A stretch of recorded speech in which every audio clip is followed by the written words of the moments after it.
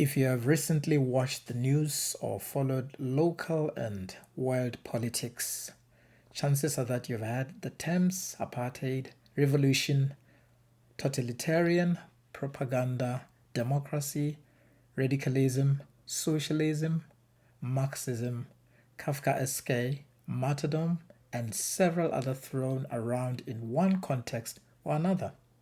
But have you ever stopped to think how they relate to pre and post independent 1994 South Africa, or even how these terms have any bearing on South Africa today? Hello, amazing people. Takira Mwashe here.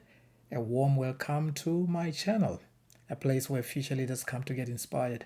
If you're new here, be sure to subscribe so you don't miss a thing. Guys, due to a high volume of questions and requests from my amazing people, I've made provision to deal with these questions and matters related to assignment 3 via my WhatsApp chat or email. You'll find a link down below, so do get in touch. So in this video, I will spend some time dissecting meanings of some terms and how they are referenced throughout Small Things, that is the novel, crucial for extract assignment 3. It is my hope that my input will shed light on the tension the main character faces, in addition to examine how specific themes in the novel directly link to the main character's tension and how these themes are developed to give the reader insight into the main character. So this tutorial has been broken into 3 parts. Part 1 is my 5 tips for answering assignment 3. Part 2, how to spot hidden language within assignment 3, brief or question. Number 3, how to identify key points in the given extract. So without any further delay, let's get straight to the assignment.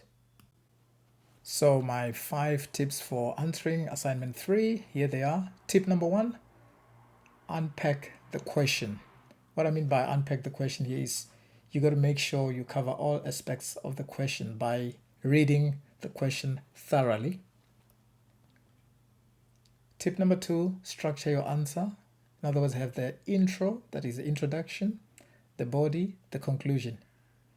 You got to make sure it's clear in the beginning what you're going to be discussing, and then expand it in your body, and then conclude without starting a new paragraph. Tip number 3, substantiate your argument. That is, provide evidence to support your debate, whatever it is that you're going to be discussing. Importantly, always refer to the extract or the evidence from the text, or what we call in-text citations or references. Tip number 4, use literary techniques. What I mean by techniques here, I'm referring to flashback,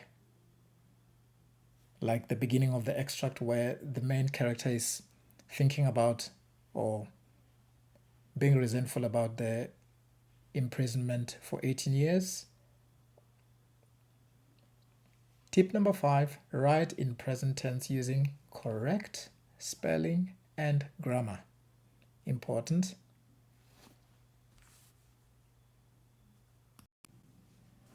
So, spotting hidden language within assignment brief. This is for you to ensure you understand what the brief is about. For assignment 3, for Small Things by Nthikeng Mohlele. Unit number 541963. Your main task here says, one of the important conflicts in the plot of Small Things is the internal conflict that the narrator experiences as a result of his imprisonment. Using the extract below as a starting point, write an essay in which you discuss how the narrator's internal conflict is developed and link to specific themes throughout the novel. Remember to quote from the extract and from other relevant sections of the novel to support your argument. So what I've done there for you is I have highlighted, I think that I'll call them key concepts that trigger what I refer to as the WH 5 WH questions. That is who, what, where, when, why, and how. So you start asking yourself questions there and you deal with those.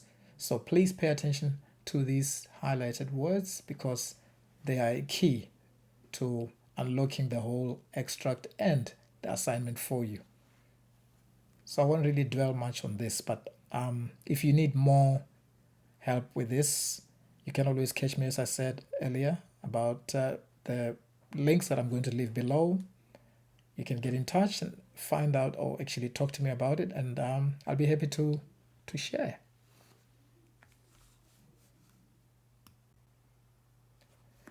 Here we are, how to identify key points in the given extract using 5 WH questions. In this extract which you have in front of you, I'm just going to read through here and then I'll highlight a few points. It'll never make sense to me why the 18-year punishment. I admit I'm not a Desmond Tutu or a Nelson.